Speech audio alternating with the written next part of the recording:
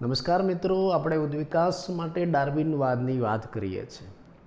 Darwin એવું કહે છે કે ઉદ્વિકાસ માટે ભિન્નતા જવાબદાર છે કે ભાઈ કોઈ પણ વસ્તીમાં પહેલાં ભિન્નતા સર્જાય, પછી એમાંથી જે સારી ભિન્નતા હોય એ પ્રાકૃતિક પસંદગી પામે, જેના પરિણામે નવી વસ્તી, નવી જાતિનું નિર્માણ થાય.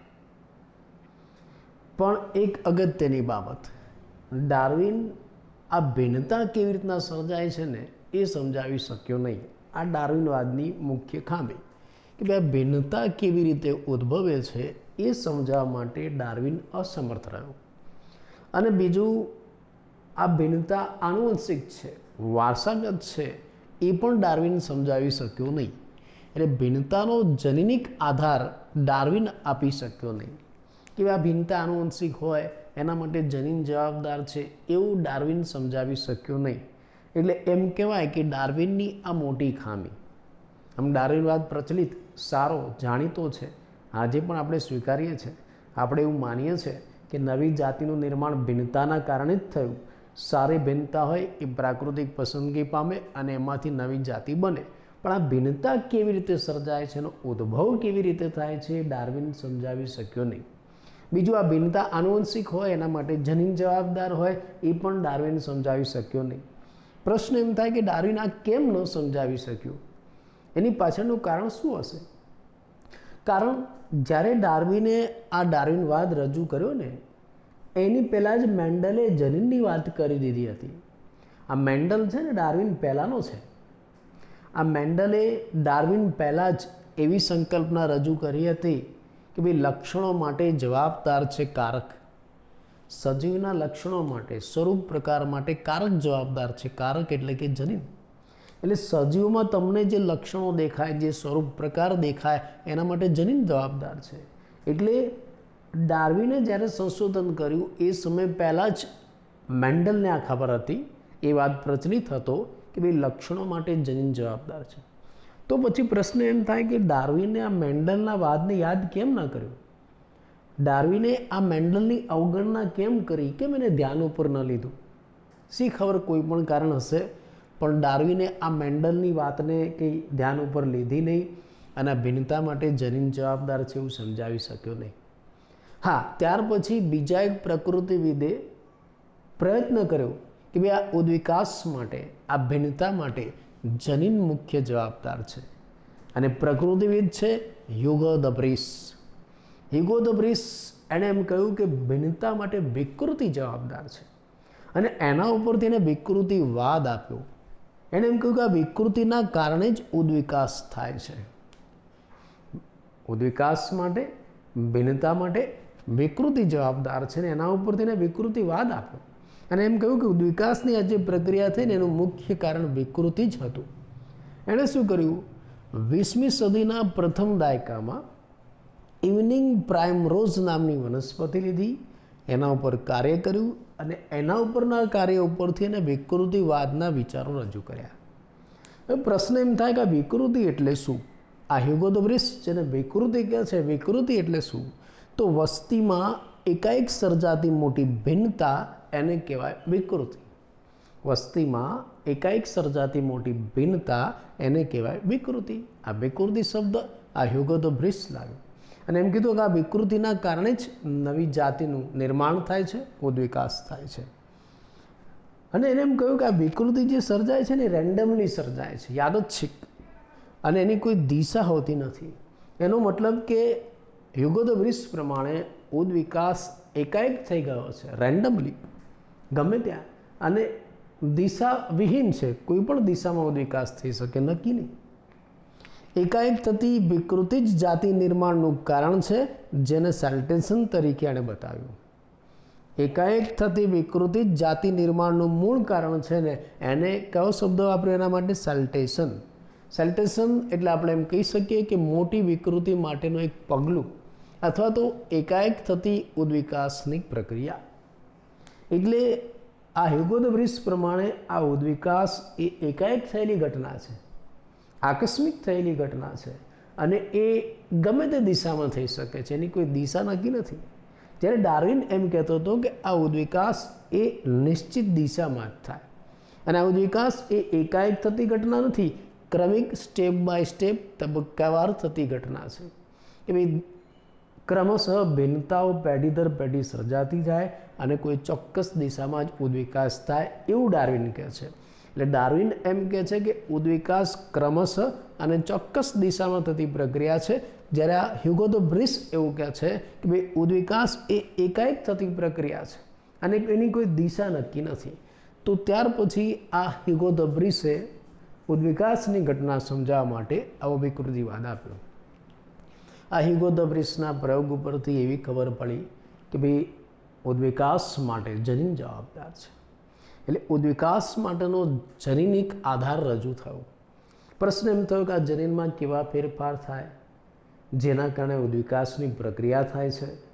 એનો જવાબ આપવા માટે બીજા એક પ્રકૃતિવિદે, બીજા એક વૈજ્ઞાનિકોએ પ્રયત્ન કર્યો, જે હતો હાર્ડી અને વિનબર્ગ. આ ઉદ્વિકાસની પ્રક્રિયા જનીન આધારિત છે અને એમાં કેવા ફેરફાર થવાથી ઉદ્વિકાસ થાય છે એ સમજવા માટેનો એક સિદ્ધાંત પ્રચલિત થયો, જેને આપણે હાર્ડી વિનબર્ગનો સિદ્ધાંત કહીશું. આ સિદ્ધાંત બે વૈજ્ઞાનિકો આપેલો છે. English ગણિતશાસ્ત્રી G.H. હાર્ડી, આમાં ગણિતશાસ્ત્રી પણ છે અને જર્મન ફિઝિશિયન W. વિનબર્ગ. એટલે હાર્ડી વિનબર્ગનો સિદ્ધાંત કોણે આપ્યો? હાર્ડી અને વિનબર્ગે.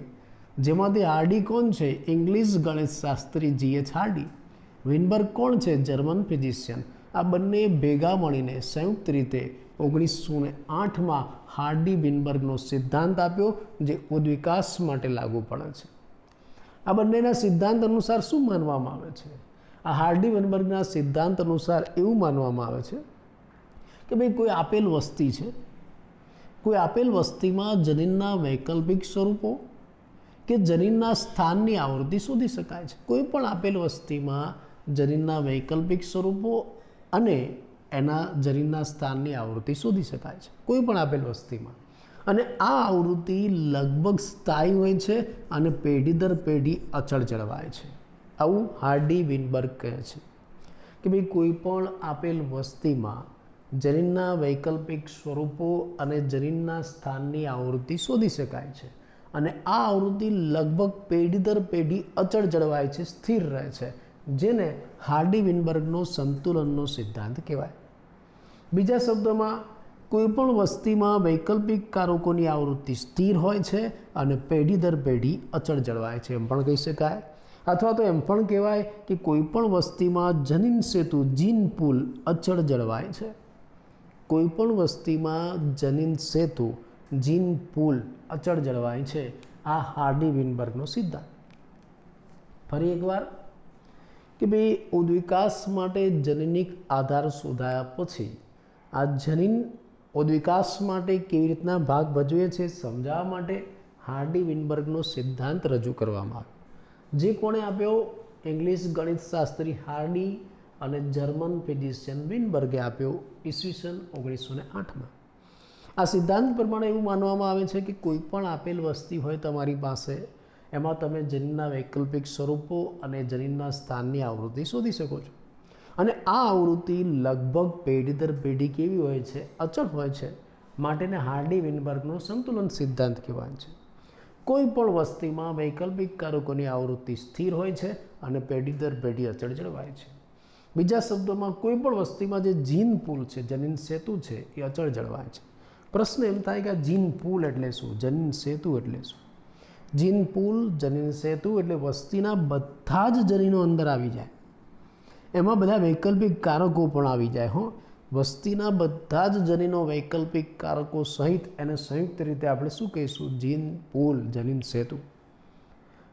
અને માટે જ આજે હાર્ડી વિનબર્ગનો સંતુલનનો સિદ્ધાંત છે ને, એને જનીન સંતુલન સિદ્ધાંત પણ કહેવાય છે. જનીન સંતુલન, વસ્તીમાં આ જે જનીનો છે, વૈકલ્પિક જનીનો, એ અચળ જળવાય છે, સંતુલિત રહે છે, માટે જનીન સંતુલન સિદ્ધાંત કહેવાય છે. આ સિદ્ધાંત પ્રમાણે આપણે એમ કહી શકીએ કે બધા જ વૈકલ્પિક કારકોની આવૃત્તિનો સરવાળો એક થાય છે. બધા જ વૈકલ્પિક કારકોની આવૃત્તિનો સરવાળો એક થાય છે. કોઈ પણ વસ્તીમાં બધા જ વૈકલ્પિક કારકો છે એની આવૃત્તિનો સરવાળો એક થાય છે. ચાલો આ શું કહેવા માંગે છે આપણે ઉદાહરણ દ્વારા સમજીએ. मान लो कि આપણે કોઈ વસ્તી પસંદ કરીએ કે જે દ્વિકીય છે 2n છે, રંગસૂત્રો પર જરીનો જોડમાં રહેલા હોય છે, એને આપણે દ્વિકીય કહીશું. मान लो कि आवा कोई एक लक्षण माटे जवाबदार एक जोड़ जनीन आपणे लईए. जेम आपणे ऊंचाई माटे कैपिटल टी स्मॉल टी लीधुं हतुं ने एमां आपणे कोई एक लक्षण माटे जवाबदार जनीनो जोड़मां होय छे एवा जोड़मां रहेला बे जनीनो लईए, कैपिटल ए स्मॉल ए. तो आ जनीनो वारसामां उतरवानी संभावना केटली? कैपिटल ए वारसामां उतरवानी संभावना 50%. बंनेनी 50% 50% ज संभावना होय. स्मॉल ए वारसामां उतरवानी संभावना केटली? 50%. आने आपणे आवृत्तिमां गणीए 50/100 50/100 શું જવાબ આવશે? 0.5 0.5. એનો મતલબ કે કોઈ એક લક્ષણ માટે આવા બે વૈકલ્પિક કારકો છે. આ વૈકલ્પિક કારકો વારસામાં ઉતરવાની સંભાવના કેટલી?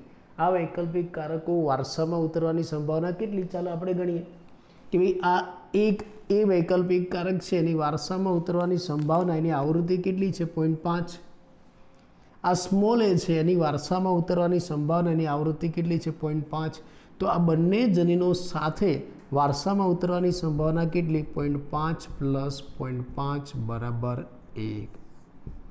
બરાબર. આમ કોઈ એક લક્ષણ માટે કોઈ પણ લક્ષણ માટે જવાબદાર જે બે વૈકલ્પિક કારકો છે કોઈ પણ વસ્તીમાં, દ્વિકીય વસ્તીમાં કોઈ એક લક્ષણ માટે જવાબદાર વૈકલ્પિક કારકો છે એ કારકોની આવૃત્તિનો સરવાળો હંમેશા એક જ આવે. આમાં કોઈ પણ વૈકલ્પિક કારકો લઈ લો દ્વિકીય વસ્તીમાં, એ કારકોની આવૃત્તિનો સરવાળો હંમેશા કેવો આવે છે? એક જ આવે. કેવી રીતે? ચલો આપણે આવૃત્તિ દ્વારા સમજીએ. मान लो कि आ ए जनीन है एनी आवृत्ति આપણે P धारी लीए. ए जनीननी आवृत्ति धारी लो कि આપણે P લઈએ. चलो आ जे कैपिटल ए जनीन है एनी आवृत्ति P, आ स्मॉल ए जनीन है एनी आवृत्ति આપણે લઈએ. जनीननी आवृत्ति धारी लो कि આપણે Q લઈએ. હવે શું આ બંને જનીનો વારસામાં 3 રીતે ઉતરે. તમે જાણો છો, જીનેટિક્સમાં ભણીને આવ્યા. કાં તો બંને કેપિટલ બંને પ્રભાવી જનીન સાથે આવે, કાં તો બંને પ્રચ્છન્ન જનીન સાથે આવે, કાં તો એક પ્રભાવી અને એક પ્રચ્છન્ન જનીન સાથે આવે. તો આ ત્રણેયની આવૃત્તિ કેટલી? માન લો કે આ બંને પ્રભાવી સાથે ઉતરી આવે છે એની આવૃત્તિ કેટલી? એક એ જનીન જો ઉતરી આવવાની, એક એ જનીન વારસામાં ઉતરી આવવાની આવૃત્તિ કેટલી છે? P. તો આવા બે જનીન છે કેપિટલ એ, તો P × P એટલે આપણે શું લખીશું? P². સમજાયું? એવી રીતે આ બંને સ્મોલ પ્રચ્છન્ન જનીનો વારસામાં ઉતરી આવવાની આવૃત્તિ કેટલી? તો એક એ જનીન વારસામાં ઉતરી આવવાની આવૃત્તિ Q છે. ચલો આ Q, એવા બે છે Q × Q શું આવશે? Q². હવે આ એક પ્રભાવી અને એક પ્રચ્છન્ન વિષમ યુગ્મી છે, એને વારસામાં ઉતરવાની સંભાવના કેવી? આ પ્રભાવી પ્રચ્છન્ન પિતૃમાંથી પણ આવી શકે છે, માતૃમાંથી પણ આવી શકે છે. એની આવૃત્તિ P, સ્મોલ એની આવૃત્તિ Q, અને આવું પિતૃ અને માતૃ બંનેમાં થઈ શકે છે એટલે બંનેની સંભાવના 2pq થશે. એટલે આમ આ જે વૈકલ્પિક કારકની એક જોડ છે, કોઈ એક લક્ષણ માટે જવાબદાર વૈકલ્પિક કારકની એક જોડ છે કેપિટલ એ સ્મોલ એ, એના જનીનો વારસામાં ઉતરી આવવાની જે સંભાવના છે એની આવૃત્તિ કેટલી થાય? એટલે capital A small A capital A small A, આ ત્રણ સંભાવનાવાળા જનીનો વસ્તીમાં વારસામાં ઉતરી આવવાની આવૃત્તિ કેટલી? એની આવૃત્તિ કેટલી? આ ત્રણેય એક સાથે ઉતરી આવે એની આવૃત્તિ કેટલી? તો એની આવૃત્તિ કેટલી થાય? A plus capital A small A plus small A આ ત્રણેય એક સાથે વારસામાં ઉતરી આવવાની સંભાવનાની આવૃત્તિ કેટલી? ચલો આ બંને કેપિટલ એ વારસામાં ઉતરી આવે એની આવૃત્તિ કેટલી છે? P² પ્લસ આ વિષમ યુગ્મી કેપિટલ એ સ્મોલ એ વારસામાં ઉતરી આવે એની આવૃત્તિ કેટલી થશે? 2pq. સ્મોલ એ ઉતરી આવે એની આવૃત્તિ કેટલી થશે? Q². અને આપણે એમ કહીએ છીએ કે આ જે બંને વૈકલ્પિક કારકો છે સાથે વારસામાં ઉતરી આવે એનો સરવાળો, એની આવૃત્તિનો સરવાળો કેટલો થાય? 1.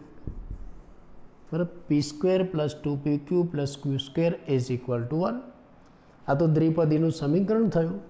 અને આપણે p + q² = 1 આ રીતે દર્શાવી શકીએ છીએ.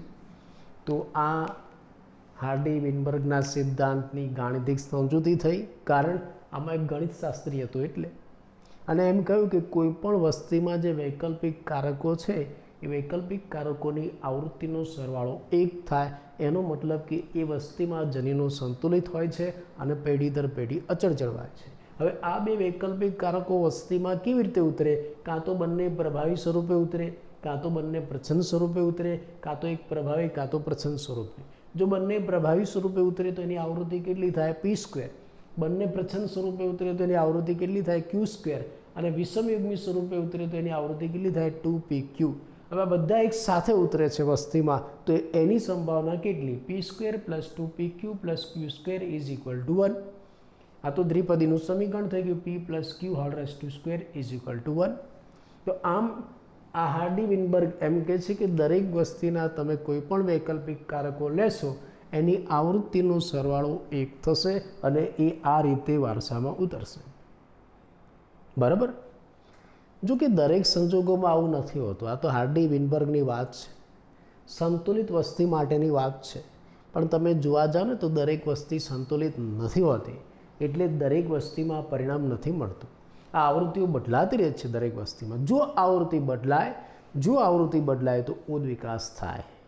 દરેક વસ્તીમાં જો જનીન આવૃત્તિ બદલાય તો ઉદ્વિકાસ થાય. એટલે હાર્ડી-વિનબર્ગનું આ જે જનીન સંતુલન સમીકરણ છે, સંતુલિત સમીકરણ છે, સંતુલનનો સિદ્ધાંત છે, એમાં ક્યાંય પણ ખલેલ પહોંચે, હાર્ડી-વિનબર્ગના આ સંતુલનના સિદ્ધાંતમાં ક્યાંય પણ ખલેલ પહોંચે તો જનીન આવૃત્તિ બદલાય, અને જનીન આવૃત્તિ બદલાય તો વસ્તીના લક્ષણોમાં ફેરફાર થાય અને ઉદ્વિકાસ થાય, આવું કહેવામાં આવે છે. જનીન સંતુલન ખોરવાય. માન લો કે કોઈ કારણસર હાર્ડી-વિનબર્ગનું આ જે જનીન સંતુલનનો સિદ્ધાંત છે, હાર્ડી-વિનબર્ગ એવું કહે છે કે દરેક વસ્તીમાં જનીનો સંતુલિત રીતે જ જળવાય છે. કોઈ પણ કારણસર આ જનીન સંતુલન ખોરવાય તો જનીન આવૃત્તિ બદલાય, અને જો જનીન આવૃત્તિ બદલાય તો વસ્તીમાં શું થાય? લક્ષણો બદલાય, ઉદ્વિકાસ થાય. બરાબર. એટલે સામાન્ય રીતે હાર્ડી-વિનબર્ગ એવું કહે છે કે કોઈ પણ વસ્તીમાં જનીનો આ રીતે સંતુલિત હોય છે, એની આવૃત્તિનો સરવાળો 1 જ થાય છે. પણ વાસ્તવમાં આવું નથી બનતું. ઘણી બધી વસ્તીમાં જનીન સંતુલન ખોરવાય છે હાર્ડી-વિનબર્ગનું, એટલે જનીન આવૃત્તિમાં ફેરફાર થાય છે, જેના કારણે ઉદ્વિકાસ થાય છે. પણ આ જનીન સંતુલન ખોરવવા માટે, આ જનીન આવૃત્તિ બદલવા માટે જવાબદાર શું છે એ હાર્ડી-વિનબર્ગે શોધી કાઢ્યું. કે ભાઈ વસ્તીમાં જનીન આવૃત્તિ કેમ બદલાય છે? તો એના માટેના કારણ, એના માટેના પરિબળ હાર્ડી-વિનબર્ગે શોધી નાખ્યા. કયા પરિબળો છે આપણે જોઈએ. જનીન સંતુલન ખોરવવા માટે જવાબદાર પરિબળો. બીજા શબ્દોમાં કેવું હોય તો ઉદ્વિકાસની પ્રક્રિયા માટે જવાબદાર પરિબળો, જનીન આવૃત્તિમાં ફેરફાર બદલ જવાબદાર પરિબળો એવું પણ કહેવાય. કયા પરિબળો જવાબદાર છે? આ જનીન સંતુલનને ખેરવી નાખવા માટે અથવા તો ખોરવી નાખવા માટે કયા પરિબળો જવાબદાર છે? હાર્ડી-વિનબર્ગે શોધી નાખ્યા. મુખ્ય 5 પરિબળો, મુખ્ય 5 ઘટકો જવાબદાર છે. એમાંનું પહેલું આ હાર્ડી-વિનબર્ગે શોધ્યું છે, જનીન સ્થળાંતરણ.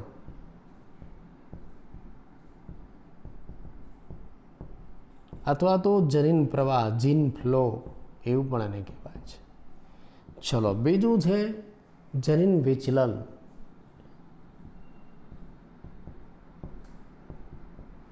જેને જીનેટિક ડ્રિફ્ટ એવું ઇંગ્લિશમાં કહેવાય છે. ડ્રિફ્ટ. ત્રીજું વિકૃતિ.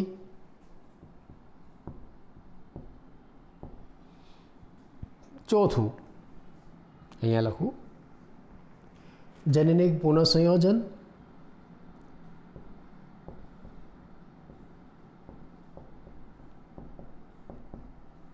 અને પાંચમું પ્રાકૃતિક પસંદગી.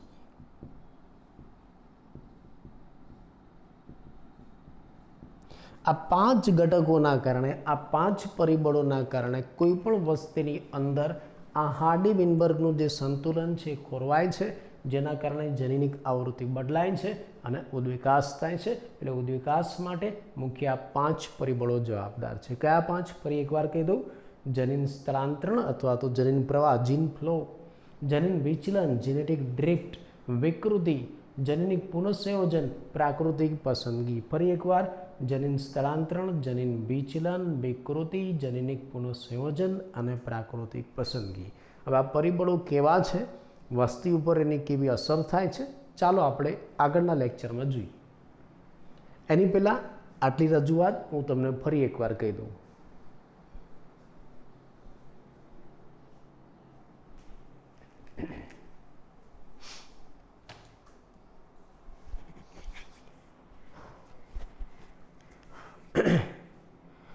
જો આપણે એમ કહીએ છીએ કે ભાઈ ઉદ્વિકાસ માટે ડાર્વિનવાદ જવાબદાર છે, ડાર્વિન આપેલો વાદ સિદ્ધાંત, અને ડાર્વિન એમ કહે છે કે આ ઉદ્વિકાસનું મૂળ કારણ ભિન્નતા છે. કોઈ પણ વસ્તીમાં પહેલાં ભિન્નતા સર્જાય અને એમાંથી જે સારી ભિન્નતા છે પ્રાકૃતિક પસંદગી પામે અને એવા સજીવો ઉદ્વિકાસ પામે, એવું ડાર્વિને કહ્યું. પણ ડાર્વિનની એક મુખ્ય ખામી, આ ભિન્નતા કેવી રીતે ઉદ્ભવે છે એ ડાર્વિન સમજાવી શક્યો નહીં. બીજું, આ ભિન્નતા વારસાગત છે, જનીન આધારિત છે, એવું પણ ડાર્વિન સમજાવી શક્યો નહીં. હવે કેમ સમજાવી ન શક્યો તો ખબર નહીં, કેમ કે ડાર્વિન પહેલાં જ મેન્ડલે આ બધી વાત કરી દીધી હતી. મેન્ડલે અગાઉ જ કહી દીધું હતું કે લક્ષણો માટે, ભિન્નતા માટે જનીન જવાબદાર છે અને આ જનીન વારસાગત હોય છે. પણ છતાં ડાર્વિને મેન્ડલના કાર્યને ધ્યાન ઉપર લીધું નહીં, એને અવગણી નાખ્યું. એટલે એણે ભિન્નતાનું કારણ ન સમજાવ્યું. હવે ભિન્નતા જનીન આધારિત છે, કેવી રીતના સર્જાય છે સમજાવવા માટે પછી બીજા બધા પ્રકૃતિવિદોએ પ્રયત્ન કર્યા. એમાંનો એક પ્રકૃતિવિદ છે હ્યુગો ધ બ્રિસ. એણે કહ્યું કે સજીવોમાં જે ભિન્નતા સર્જાય છે ને એનું મુખ્ય કારણ વિકૃતિ છે. આ જે ઉદ્વિકાસ થાય છે ને વિકૃતિના કારણે જ થાય છે. એટલે એને એવું સમજાવ્યું કે વિકૃતિ જ ઉદ્વિકાસનું મુખ્ય કારણ છે. એણે 20મી સદીના પ્રથમ દશકામાં ઇવનિંગ પ્રાઇમરોઝ નામની વનસ્પતિ ઉપર કાર્ય કર્યા અને પોતાનો આ વિકૃતિનો વિચાર રજૂ કર્યો અને એના ઉપરથી તો એણે વિકૃતિવાદ આખો રજૂ કર્યો. પ્રશ્ન એમ થાય કે આ વિકૃતિ એટલે શું? તો હ્યુગો ધ બ્રિસ પ્રમાણે વસ્તીમાં એકાએક સર્જાતી મોટી જે ભિન્નતા છે એને વિકૃતિ કહેવાય. એના મંતવ્ય પ્રમાણે આ જે વિકૃતિ સર્જાય છે ને યાદચ્છિક હોય છે. વસ્તીમાં જે વિકૃતિ સર્જાય રેન્ડમલી અને દિશાવિહીન પ્રક્રિયા છે, ગમે ત્યારે ગમે તે જગ્યાએ થઈ શકે છે. અને એકાએક વિકૃતિ થાય તો એના કારણે જાતિનું નિર્માણ થાય છે. એકાએક થતી વિકૃતિ જ જાતિ નિર્માણનું કારણ છે એવું એણે સમજાવ્યું, જેને એને સાલ્ટેશન નામ આપ્યું. પણ હવે ડાર્વિન કરતાં બિલકુલ અલગ હતું. ડાર્વિન તો એમ કહે છે કે ભાઈ એટલે આના પ્રમાણે તો ઉદ્વિકાસ એક એકાએક બનતી ઘટના છે, વિકૃતિના કારણે થાય છે. પણ ડાર્વિન એમ કહે છે કે ઉદ્વિકાસ એક ક્રમશઃ થતી ઘટના છે. નાની નાની ભિન્નતાઓના કારણે ક્રમશઃ ચોક્કસ દિશામાં ઉદ્વિકાસ થાય અને આ એમ કહે છે કે ઉદ્વિકાસ તો એકાએક થતી ઘટના છે અને ગમે તે દિશામાં થાય, કોઈ દિશા નક્કી નથી. બંનેના વાત ઉપરથી એટલી ખબર પડી કે ભાઈ ઉદ્વિકાસ માટે તો જનીન જવાબદાર છે. તો આ જનીનમાં કેવા ફેરફાર થાય અને ઉદ્વિકાસ સર્જાય એ સમજાવવા માટે હાર્ડી વિનબર્ગ એક સિદ્ધાંત રજૂ કર્યો, જેને હાર્ડી વિનબર્ગનો સિદ્ધાંત કહેવાય છે. એમાંથી જે G.H. હાર્ડી છે એ પોતે એક ઇંગ્લિશ ગણિત શાસ્ત્રી હતા અને આ જે વિનબર્ગ છે જર્મન ફિઝિશિયન હતા. બંને ભેગા મળીને સંયુક્ત રીતે 1908માં આ હાર્ડી વિનબર્ગનો સિદ્ધાંત આપ્યો. એના મંતવ્ય પ્રમાણે માની લો કે કોઈ આપેલ વસ્તી છે, એ વસ્તીમાં જનીનના વૈકલ્પિક સ્વરૂપો અને જનીનના સ્થાનની આવૃત્તિ તમે શોધી શકો છો. કોઈ પણ આપેલ વસ્તીમાં જનીનના વૈકલ્પિક સ્વરૂપો અને જનીનના સ્થાનની આવૃત્તિ શોધી શકાય છે અને આ આવૃત્તિ લગભગ પેઢી દર પેઢી અચળ જળવાય છે, જેને આ બંનેના નામ ઉપરથી હાર્ડી વિનબર્ગનો સંતુલનનો સિદ્ધાંત કહેવાય અથવા તો જનીન સંતુલનનો સિદ્ધાંત પણ કહેવાય. કોઈ પણ વસ્તીમાં વૈકલ્પિક કારકોની આવૃત્તિ હંમેશા સ્થિર હોય છે અને પેઢી દર પેઢી અચળ જળવાય છે. એટલે આ તો એમ કહે છે કે ઉદ્વિકાસ થતો જ નથી, જનીનો એમનેમ જ જળવાય છે પેઢી દર પેઢી. એટલે કે કોઈ પણ વસ્તીમાં જનીન પુલ, જનીન સેતુ અચળ જળવાય છે, બદલાતું નથી, એટલે ઉદ્વિકાસ થતું નથી, એવું હાર્ડી વિનબર્ગ કહે છે. જનીન સેતુ એટલે શું? જનીન સેતુ જીન પુલ એટલે વસ્તીના બધા જ જનીનો અંદર આવી જાય વૈકલ્પિક કારકો સહિત. અને માટે જ આ હાર્ડી વિનબર્ગનો જે સંતુલનનો સિદ્ધાંત છે ને જનન સંતુલન સિદ્ધાંત કહેવાય કે દરેક વસ્તીમાં જનીનો સંતુલિત રીતે જળવાય છે એટલે ઉદ્વિકાસ થતો નથી અને વસ્તીના લક્ષણો પેઢી દર પેઢી એમને મુદ્રી આવે છે. આ સિદ્ધાંત પ્રમાણે જો આપણે માનીએ ને તો વસ્તીમાં બધા જ વૈકલ્પિક કારકોની આવૃત્તિનો સરવાળો 1 થાય. કેવી રીતે? ચાલો આપણે એક દ્વિકીય વસ્તીનું ઉદાહરણ આપીએ. દ્વિકીય વસ્તીઓ એટલે જનીનો જોડમાં હોય, રંગસૂત્ર પર જનીનો જોડમાં હોય. માન લો કે આપણે આવું કોઈ એક લક્ષણ માટે જવાબદાર જનીનની જોડ લઈએ. કોઈ એક લક્ષણ માટે જવાબદાર જનીનની જોડ કેપિટલ એ સ્મોલ એ છે, એક પ્રભાવી એક પ્રચ્છન્ન. આ બંને જનીનો વારસામાં ઉતરવાની સંભાવના કેટલી? 50%, 50%. કેપિટલ એ વારસામાં ઉતરવાની સંભાવના 50%, સ્મોલ એ વારસામાં ઉતરવાની સંભાવના 50%. તો આવૃત્તિ કેટલી થઈ? 0.5. આ બંનેની આવૃત્તિનો સરવાળો કરો તો કેટલો થશે? 1. 0.5 + 0.5 = 1. એટલે કોઈ પણ વૈકલ્પિક કારકો છે એની આવૃત્તિનો સરવાળો 1 થાય હાર્ડી વિનબર્ગ પ્રમાણે. ચલો હવે ખરેખર વાસ્તવમાંની આવૃત્તિ કેટલી છે અને વારસામાં કેવી રીતના ઉતરે આપણે જોઈએ. માન લો કે એ જનીનની આવૃત્તિ છે આપણે P ધારી લઈએ અને સ્મોલ એ કેપિટલ એ જનીનની આવૃત્તિ માન લો કે P છે, સ્મોલ એ જનીનની આવૃત્તિ ધારી લો કે Q છે. હવે આ બંને જનીનો વારસામાં કેવી રીતના ઉતરે એની 3 સંભાવના. કાં તો બંને પ્રભાવી સાથે આવે કેપિટલ એ, કાં તો બંને પ્રચ્છન્ન સાથે આવે સ્મોલ એ, અથવા તો કેપિટલ એ સ્મોલ એ આવે. તો પછી આ જે જનીનો છે એની આવૃત્તિ કેટલી થાય? કેપિટલ એની આવૃત્તિ P², P × P. Small A એની આવૃત્તિ Q² Q × Q. Capital A small A એની આવૃત્તિ PQ થાય, P અને Q. પણ માતા અને પિતા બંનેમાંથી આ બંને વિષમ યુગ્મી આવી શકે એટલે 2 વખત આવશે 2PQ. એનો મતલબ કે આ ત્રણેય પ્રકારનું જનીન બંધારણ વારસામાં એક સાથે ઉતરવાની સંભાવના કેટલી? P², 2PQ + Q² = 1. જનીન સંતુલન સિદ્ધાંત પ્રમાણે જો દ્વિપદી પ્રમાણે આપણે આ સમીકરણને દર્શાવવું હોય તો P + Q² = 1. તો આમ હાર્ડી અને વિનબર્ગ એમ કહે છે કે વસ્તીની અંદર આ જે જનીનો છે એની આવૃત્તિ અચળ જળવાય છે, જનીનોમાં સંતુલન જળવાય છે અને એનો સરવાળો 1 થાય છે.